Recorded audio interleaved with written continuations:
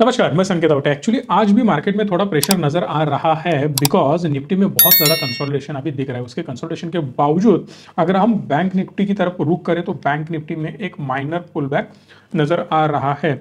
जिस तरीके से एचडीएफसी बैंक ने ठोका है बैंकिंग को, निफ्टी को, काबिले तारीफ है। आज एक दिन में अगर आप देखो ना तो एचडीएफसी बैंक समवेयर अराउंड 2.81% नीचे है। बाकी सारे स्टॉक्स पॉइंट में नजर आएंगे। निफ्टी के बड़े कंपोनेंट्स की मैं बात कर रहा हूं या बैंक निफ्टी के बड़े स्टॉक्स की मैं बात कर रहा हूं।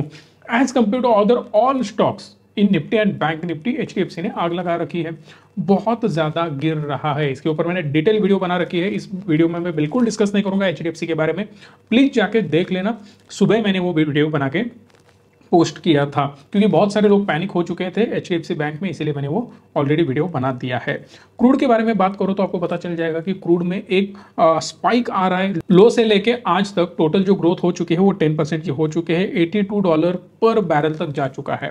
गोल्ड में थोड़ा इजाफा हुआ है, समवेयर अराउंड 400 रुपीज की ग्रोथ इंडियन मार्केट में नजर आ रही है, which is near about 0.5%। International market में भी गोल्ड बढ़ चुका है, आपको पता ही है। वॉर का टेंशन बढ़ रहा है। व्हाइट हाउस से कुछ चीजें सामने आ रही है। उनका मानना है कि इजराइल पे अटैक हो सकता है, ईरान अटैक कर सकता है। ईरान पे ऊपर अब थोड़ा काम करना पड़ेगा। ईरान का और यूएस का क्या सीन है आप सबको पता ही है। ऑलरेडी दोनों बहुत तगड़े दुश्मन है, उसका भी टेंशन अभी थोड़ा मार्केट में नजर आ रहा है। इस वजह से क्रूड में तेजी हमें नजर आ रही है। जितना प्रोडक्शन पे खतरा बढ़ जाएगा उतना ज्यादा प्राइस बढ़ने की संभावना हमें नजर आती है। जितनी डिमांड कम होगी उतनी ज्यादा प्राइस ड्रॉप होते हुए नजर आ सकती है। एशियन मार्केट मिक्स नजर आ रहा है। यूरोपियन मार्केट अभी थोड़ा फ्लैट नजर आ रहा है। इसका मतलब ग्लोबल मार्केट ही हमें यूएस के साथ साथ सारे मार्केट्स फ्लैट नजर आ रहा है। बट भारतीय मार्केट की अगर हम बात करें तो हमें एक अच्छी खासी न्यूज मिली है, जो कि है इन्फ्लेशन वाली न्यूज। जुलाई के जो इन्फ्लेशन आंकड़े हैं वो सीधा 3.5% तक आते हुए नजर आ रहे थे। एक्सपेक्टेशन 3.7 के थे बट 3.5 आ चुके हैं, जो कि एक्सपेक्टेशन से अच्छे है। इसका मतलब मार्केट में तेजी आनी चाहिए थी, वो नजर नहीं आ रही है। इसका रीजन मैं बता देता हूं कि 5 साल का लोएस्ट आंकड़ा अभी ये नजर हमें आ रहा है, जो कि 5.1% के आसपास जून में हमें इन्फ्लेशन दिख रहा था।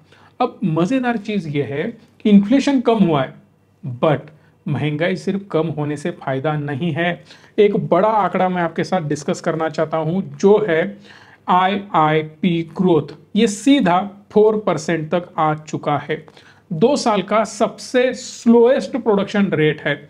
इसका मतलब क्या है? इंडिया में जो प्रोडक्शन रेट है ये इससे डिस्कस होता है या डिफाइंड होता है।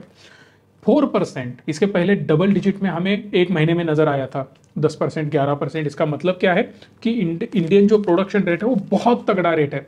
अब ये लोएस्ट रेट पे जा चुका है, मतलब प्रोडक्शन कम हुआ है। प्रोडक्शन कम हुआ है इसका मतलब डिमांड कम हो गई है। डिमांड कम हो गई इसका मतलब इन्फ्लेशन कम हो चुका है। अभी इस बार जो इन्फ्लेशन कम हुआ है ना, वो रीजन ये है कि रूरल डिमांड जो है वो एक्चुअली 4.10% तक आ चुकी है और अर्बन 2.98% तक। फूड इन्फ्लेशन मेजर कंट्रीब्यूटर है इसमें, जो कि सीधा 5.5% हो चुका है, समवेयर अराउंड 5.4, जो पहले था 9.36।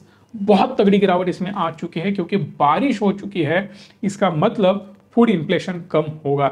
मेरे हिसाब से प्रैक्टिकल आंकड़े बाजार में कम होते हुए मुझे तो नजर नहीं आए।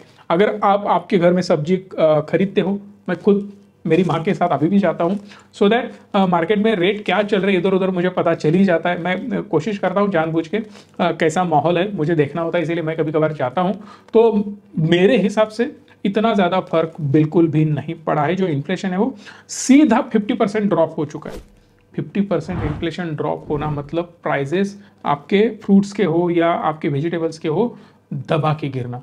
आपको दिखाई दे रहे हैं? एक बार मुझे आप बता सकते हो। सबसे बड़ा निगेटिव इम्पैक्ट अगर मैं बताऊं आपको तो वो है इंडस्ट्रियल प्रोडक्शन कम बिल्कुल नहीं होना चाहिए था इतना ज्यादा। 4% तक आ रहा है, इसका मतलब एक कंसर्निंग कुछ चीज मुझे दिख रही है जो कि नहीं होनी चाहिए। इसके पीछे अगेन मैं आपको बता रहा हूं कि सेम रीजन है, रेट कट। जब तक रेट कट नहीं करोगे तब तक ये ट्रेन पटरी पे बिल्कुल नहीं आएगी। बहुत निगेटिव इंपैक्ट अपने इंडस्ट्रियल प्रोडक्शन पे होगा और बहुत बड़ा खतरा है अपनी इकोनॉमी के लिए। जब तक ये डिसीजन नहीं लिया जाएगा तब तक कैपिटलिस्टिक जो माइंडसेट होता है ना कैपिटलिज्म का, वो मेरा बार बार बाहर आ जाता है, तब तक ग्रोथ नज़र नहीं आएगी। अभी सामने मेरे निफ्टी का चार्ट चल रहा है, बैंक निफ्टी चल रहा है, बैंक निफ्टी ने 50,000 के आसपास अभी आने की कोशिश कर रहा है वो, मतलब इतना ज़्यादा वो नीचे आ रहा है। निफ्टी गिर चुका है मेरे सामने, अभी मार्केट फॉल हो रहा है, इसका मतलब सीधा मार्केट पे प्रेशर बढ़ रहा है। बहुत तगड़ी बड़ी कैंडल बन रही है, मैं वीडियो बना रहा हूँ समवेयर अराउंड 12:30-1 के बीच में, तो अभी यहाँ पे आपको नजर आ रहा होगा कि बहुत तगड़ा मार्केट गिर रहा है। 24,230 के आसपास अभी मार्केट पहुंच चुका है, इसका मतलब इस न्यूज को मार्केट ने बहुत ज्यादा निगेटिवली ले लिया है। MSCI का क्वार्टरली रीडिंग का न्यूज फिर से आ चुका है। डिक्सॉन में 2200 करोड़ का इन्फ्लो आ सकता है, उसके साथ साथ वोडाफोन में 2200 करोड़ का इन्फ्लो है, RVNL पे 2400 करोड़ का इन्फ्लो आएगा, उसके साथ साथ जायदस में आएगा, ऑयल इंडिया पे आएगा और ओरेकल फाइनेंस में भी आएगा। अब ये सारे स्टॉक अगर आप जानते हो, एक दो स्टॉक छोड़ के, ये कहाँ पे है मुझे कमेंट बॉक्स में बता देना। अगर रिचमी के स्टॉक्स में आपने इन्वेस्ट किया होगा तो प्लीज एक बार बता देना, अगर इसमें इन्फ्लो आया तो आपका पोलियो कहाँ जा सकता है। सो ये रिसर्च बहुत ज़्यादा इंपॉर्टेंट होता है, जो कि मेहनत करके हम बनाते हैं। वोडाफोन बिल्कुल अपने पास नहीं है, ना हम कभी सोचेंगे वोडाफोन के ऊपर आने वाले कुछ 1-2 सालों के अंदर। उसके बाद में अगर इसका भी बढ़िया से टर्न अराउंड स्टोरी बनती है तो हम सोचेंगे, बट अभी उन्होंने क्यों लिया इसके बारे में मुझे जानकारी नहीं है। जब हमने रिसर्च किया तो थोड़ा बहुत हमें समझ में आया कि लॉन्ग टर्म इनको पॉजिटिविटी इसमें नजर आ रही है, डेट इनका कम हो रहा है, मतलब जो इन्होंने लॉसेस करे हैं वो लॉसेस कम हुए ऐसा इनका मानना है। अब इनका रिजल्ट अगर आप देखो वोडाफोन का, तो क्लियरली मैं बोलना चाहता हूँ 10,500 करोड़ का इनका सेल्स है, जो कि quarter on quarter decline, year on year decline. तो यार तुम्हारा लॉस कम हो रहा है, इसका मतलब क्या है, धंधा भी कम हो रहा है ना। सीधा धंधा कम कर रहे हो, लॉस कम कर रहे हो, कोई बड़ा रॉकेट साइंस नहीं है, सिंपल रॉकेट साइंस है। धंधा कम लॉस कम, क्योंकि उस पर जो कॉस्ट आएगी वो भी मैं कम कर रहा हूं। अब धंधा बढ़ेगा, अपनी औकात नहीं, अपने पास पैसा नहीं है, बढ़ाओगे कैसे। अब जो नैरेटिव सेट किया जा रहा है ना, वो किस बेसिस पे किया जा रहा है I don't know. MSCI index जैसी इंडेक्स अगर बोलती है कि मैं इसमें इन्वेस्ट कर रहा हूं तो कुछ तो होना चाहिए, क्योंकि हम छोटे मोटे इंसान हैं, हमारे दिमाग में उतना तो जाता नहीं है, हम सीधा ब्लैक एंड व्हाइट सोच वाले लोग हैं। क्लियर है भाई साहब, बाप दाखव श्राद्ध घाल मराठी में बोलते हैं, राइट। तो हम उस सोच के लोग हैं। क्लियर है यहाँ पे कि मुझे नहीं दिख रही ये चीजें जिस लेवल पे है, अगर ये थोड़ा ब्रेकडाउन कर देता है ना वोडाफोन तो गड़बड़ हो सकती है। सो धीरे धीरे अप ट्रेंड में है, अगर कोई ट्रेड करना चाहता है ट्रेडर के लिए ठीक है, बट इन्वेस्टर के लिए कितना ये ठीक है ये मुझे पता नहीं है। ओलेक्ट्रा ग्रीनटेक का रिजल्ट आ चुका है, उसके ऊपर भी हम बात करेंगे। 314 करोड़ का सेल है, जहां पे भाई साहब 24 करोड़ का प्रॉफिट है। नो डाउट आंकड़े छोटे हैं, जो इलेक्ट्रिक बसेस वगैरह की कंपनी बनाती है, बट स्टॉक एज यूजुअल और रॉकेट है, क्योंकि इलेक्ट्रिक व्हीकल रिलेटेड स्टॉक है। ब्रेकआउट दे चुका है ऑलरेडी, बहुत ज्यादा गिर रहा था, मतलब पिछले 5-6 महीने से ना ये कंसिस्टेंटली डाउन ट्रेंड में था, एक रेंज बाउंड था, फिर अभी ऊपर जाने की कोशिश कर रहा है। देखते हैं क्या करता है आगे जाके, क्योंकि इसका पीई रेशो अगर आपने देखा ना तो वो बहुत ज्यादा हेवी मुझे नजर आता है, 168 का PE ratio, but sales growth सीधा 60% की है, 60। 5 साल की सेल्स ग्रोथ अगर इनके आप देखो तो 46% की है, जो कि इस पीई रेशो को जस्टिफाई करती है। बहुत सारे स्टॉक है जिनका पीई रेशो आप देते हो 150-200, मगर सेल्स ग्रोथ 10%, 5%, तो ये चीज भी बहुत ज्यादा इंपॉर्टेंट है, देखने लायक है। फेडरल बैंक का रिजल्ट आ चुका है, जहां पे बहुत अच्छे सुंदर आंकड़े आ चुके हैं। 6,700 करोड़ का रेवेन्यू, जहां पे 1,000 करोड़ प्लस इनका नेट प्रॉफिट है। ईयर ऑन ईयर बढ़िया है, क्वार्टर ऑन क्वार्टर बढ़िया है, रिजल्ट ऑल द वे बहुत अच्छा नजर आ रहा है। इनका स्टॉक अगर देखो ऑल टाइम हाई तोड़ के ऊपर जाने की कोशिश कर रहा है, अभी 205 के आसपास ट्रेड कर रहा है, फिर भी पीई रेशो 12.4 के आसपास है। हाँ नो डाउट थोड़ा ऊपर है as per industrial P, industry P अगर आप देखो तो 11.7 है, थोड़ा ऊपर भी है, प्रीमियम दे सकते हैं, बिकॉज 3 साल का सेल्स ग्रोथ 18% है। सो अच्छा खासा सेल्स ग्रोथ अगर होता है तो डेफिनेटली हम ऐसे स्टॉक के बारे में सोच सकते हैं। रिकमेंडेशन बिल्कुल नहीं है, सिर्फ एजुकेशन पर्पज के लिए बोल रहा हूं, जो भी स्टॉक में अभी बोला हूं या आगे जाके बोलने वाला हूं। कुछ कमेंट्स मैं आपके लेना चाहता हूं, जहां पे लोग पूछ रहे हैं अदानी का आगे क्या होगा। रमेश शर्मा जी पूछ रहे हैं।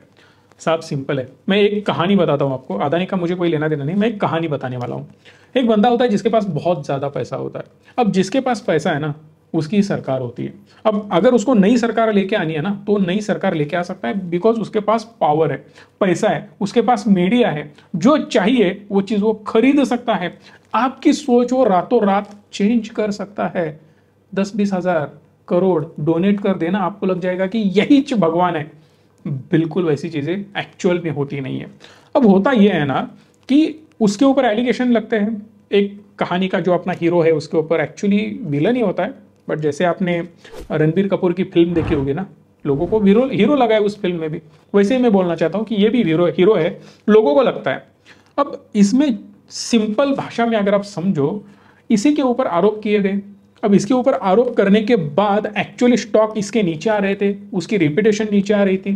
फिर उसके पास क्या है, मैंने बोला पैसा। मार्केट किसके भरोसे चलता है, पैसों के भरोसे। मार्केट ऊपर जाएगा, पैसा ऐड हुआ तो मार्केट नीचे आएगा, पैसा निकल गया तो। अगर आपने पहले 10 15 20 मिनट या आधे घंटे की रेस जीत ली ना, तो भाई साहब आप विनर हो। पहले आधे घंटे में मार्केट को गिरने नहीं दिया गया with the help of heroes पैसा। हीरो ने पैसा इतना डाल दिया ना कि भाई साहब स्टॉक हिल नहीं रहा था नीचे, 5% 6% नीचे आ रहा था, फिर हीरो अपना ऊपर लेके जा रहा था। हीरो की कुछ कंपनियां हैं जिनका पैसा इसमें लगता है और वो ऊपर लेके जाने की कोशिश करते हैं।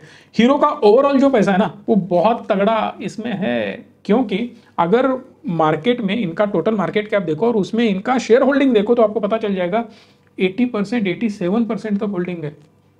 देख के बताना 87% कहां पे होल्डिंग है, तो समझ जाओगे आप कि मेजर स्टेक इनके पास है। एफआईआईज कौन है, यही है। डीआईआईज में मेजर कौन है, इनके ही लोग हैं। पब्लिक में इतने से लोग इसमें पड़े हुए हैं। स्टॉक ऑपरेट कौन करेगा, किसमें दम है भाई साहब, बाहर का आदमी हाथ नहीं लगा सकता है उस स्टॉक को। हाथ लगाएगा ना जल जाएगा, क्योंकि सारी इक्विटी भाई साहब लेके बैठे हैं। तुम ऊपर चढ़ाने की कोशिश करोगे, चढ़ा दोगे, अपना भाई ऊपर बेच देगा, मर जाएगा वो, क्योंकि 87 80% 75% होल्डिंग है। आधा टका भी बेच देगा ना, पैंट गीली हो जाएगी, जो भी उस स्टॉक को मैनिपुलेट करने की दूसरा बंदा कोशिश कर रहा है विदाउट हिज कंसेंट। समझ गए आप। अगर कोई शॉर्ट करने की कोशिश कर रहा है तो मेजर स्टॉक इसके पास है, बेचने को कोई नहीं रहेगा, ये और एक थोड़ा आधा % बाय कर लेगा, अपर सर्किट लगने लग जाएगा। शॉर्ट पोजीशन जिसने बना ली ना, मर जाएगा रातों रात। इधर पैंट गीली नहीं होगी, वो मर जाएगा। क्यों, क्योंकि शॉर्ट में मार्जिन बहुत तगड़ा लगता है। अगर वो शॉर्ट करेगा, खत्म, टाटा बाय बाय हो सकता है। ये बहुत बड़े लेवल की गेम है। आप अभी भी अटके पड़े हो सिंपल लेवल पे, अरे नहीं वो तो अच्छा है, ये बोलता है ये नहीं बहुत बुरा है, नहीं है। ये कैपिटलिज्म वाला पॉइंट है। Everything is fair in love and war, simple है, वही यहाँ पे सिनेरियो है। धंधा बचाना है भाई साहब, कुछ भी करेंगे। इस लेवल पे ये गेम चलती है। सो हम उसमें नहीं घुसेंगे। सिंपल चीज याद रखो, उनको लगा नीचे जाना चाहिए वो जाएगा, उनको लगा ऊपर जाना चाहिए वो जाएगा। तुम कुछ भी करो या मैं कुछ भी करूं, कोई फर्क पड़ने वाला नहीं है। ये सिंपल दिमाग में सेट करके रख देना। बड़े बड़े इंस्टीट्यूशन भाई के अपने साथ, हीरो की बात कर रहा हूं मैं, किसी आदमी की बात बिल्कुल नहीं कर रहा हूं। अदरवाइज कल पता चले चैनल ही गायब हो जाएगा। इतना बड़ा, और मेरे साथ मैं भी गायब, चैनल भी गायब। इतनी बड़ी पहुंच है अपने हीरो की। सो दैट कभी भी ये मत समझना कि कोई स्टॉक में हम कुछ कर सकते हैं, इतना आसान नहीं है। जिस स्टॉक में, फिर से आ जाते हैं अदानी के यहाँ, अदानी के स्टॉक्स में उनकी मेजोरिटी बहुत ज़्यादा है। बताना उनके कितने % स्टेक्स उसमें है। अगर आपने शेयर होल्डिंग पैटर्न उनका देखा तो आपको समझ में आ जाएगा भाई साहब ये अलग लेवल पे काम चल रहा है, जो कि इतना आसान नहीं है मैनेज करना। दूसरी कमेंट आ रही है कि आरती इंडस्ट्री के बारे में बोलो, क्यों गिर रहा है। अच्छा, ये तो बहुत ज़्यादा आजकल कमेंट आ रही है, निफ्टी क्यों गिर रहा है, ये क्यों गिर रहा है, वो क्यों गिर रहा है, HDFC क्यों गिर रहा है। अब आरती के बारे में हम बोले ना, रिजल्ट मुझे बहुत अच्छा लगा है।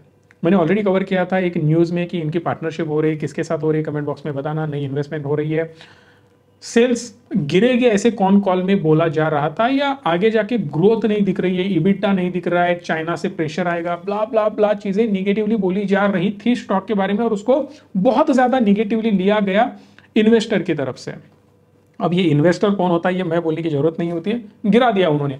अब गिरा दिया, अगला रिजल्ट खराब आएगा, मैं लिख के दे रहा हूं, आने वाले 2-3 रिजल्ट इनके अच्छे रहेंगे। यहां से मैं पब्लिकली बोल रहा हूं, इसका मतलब जाके इन्वेस्ट बिल्कुल मत करना। जिसको गिराना है वो बहुत तगड़े लेवल पे इसको गिरा सकता है। बट धंधे की बात करता हूं, कोई दिक्कत नजर नहीं आ रही है मेरे हिसाब से। अगला result quarter on quarter growth दिखाने वाला रिजल्ट हो सकता है, ये मेरा वर्ड है, लिख के रख देना, क्योंकि उतनी स्ट्रॉन्ग ग्रोथ मुझे नजर आ रही है केमिकल सेक्टर में। केमिकल के बारे में मैंने पुराने 3 महीने से बोल रहा हूँ कि जो बॉटम पे सेक्टर था अभी वो टॉप पे जाता हुआ नजर आएगा आपको। 3 से 4-5 महीने हम बात कर रहे हैं, ये होता हुआ नजर आएगा। और जब रेट कट होगा तब फाइनेंशियल्स और बैंकिंग की ग्रोथ आपको नजर आएगी, वहां से उसकी रैली शुरू होती हुई नजर आएगी। अभी आज भी बैंकिंग पे प्रेशर है, ये मैं मान रहा हूं। तो आगे जो भी होने वाला है अभी से हम थोड़ा अंदाजा लगा के रख देते हैं। फिलहाल अगर हम बात करें तो करंट कंपनी का डेट है वो 3200 करोड़ का है, जो बढ़ के 3500 करोड़ हो चुका है। डेट कंपनी का बढ़ता ही जा रहा है क्योंकि कैपेक्स कंपनी बहुत ज़्यादा कर रही है। ये भी मैं आपको बता के रख देता हूँ। इसका मतलब फाइनेंशियली कंपनी फंसेगी ऐसे मुझे बिल्कुल भी नहीं लग रहा है। नेट प्रॉफिट अगर आप कंपनी का देखो वो थोड़ा गिरता हुआ आगे जाके नजर आ सकता है। इससे होगा ये कि इनका ईपीएस जो है ना वो कम हो जाएगा, अर्निंग पर शेयर कम हो जाएगा। अर्निंग पर शेयर कम होता है तो इनका पीई रेशो बढ़ेगा, पीई रेशो बढ़ेगा तो स्टॉक करेक्ट होगा ना भाई साहब, क्योंकि पी रेशो मुझे 50 के ऊपर पी नहीं जाना चाहिए, 40 के ऊपर नहीं जाना चाहिए, 20 के ऊपर नहीं जाना चाहिए। एक माइंडसेट होता है, अगर वो बढ़ जाता है मैं क्वांटिटी कम कर देता हूँ, मैं मतलब बड़े बड़े इन्वेस्टर्स। तो इसका मतलब ये है कि इसका पी एडजस्ट करने के लिए ये गिरावट हमें देखने मिल रही है। बट मेरे हिसाब से फंडामेंटली इतनी ज़्यादा कुछ गड़बड़ बिल्कुल भी नहीं हो रही है। ओवरऑल स्टॉक ठीक ठाक है, एकदम बढ़िया हम नहीं बोल सकते बट ठीक है। आपको इस स्टॉक के बारे में क्या लगता है मुझे कमेंट बॉक्स में बताना। वीडियो को लाइक करना, शेयर करना और चैनल को हक से सब्सक्राइब करना। धन्यवाद। Stay tune and stay positive.